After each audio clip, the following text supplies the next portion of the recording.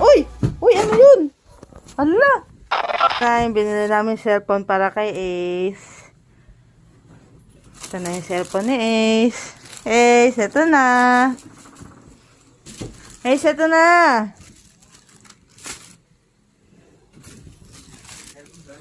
Ah, nandiyan na sa loob. Oh, at least, di ba? Ayan na, naka-ready na. Ayan na, may headset ka. Meron kang ring. Yung sa cord. Phone stand. Phone stand.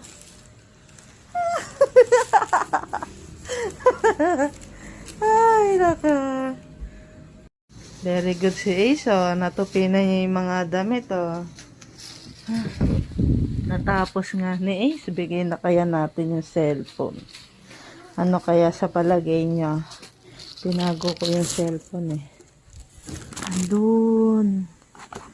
Wait lang, may gagawin ko na lang. Tinago ko yung cellphone ni Ace. Kunwari, ito lang binili namin. Diba? Pero bumili na kami. Dapat yun, ang gagawin namin ay lalagyan namin ng pagkain sa loob. Parang lunchbox. Pero, tinupi naman niya lahat. Yung mga damit. Diba? Ang bait na anak pagka may kailangan, eh. Kaya, ang gagawin ko na lang, papakuha ko doon. Sige. Ano yung mga lagay ng mga punda? Ando sa taas.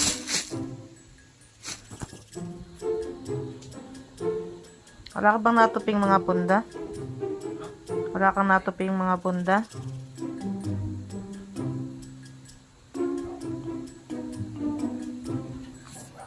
Hindi mo naman niya, ayan, meron. Ayun nga, ilalagay dun. Sa taas, kuhanin mo. Hindi ko abot.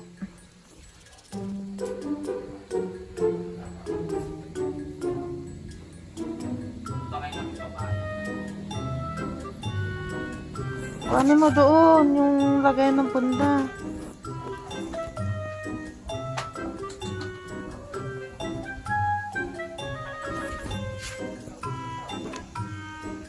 Ayan, yung dalawang yan, kuhanin mo.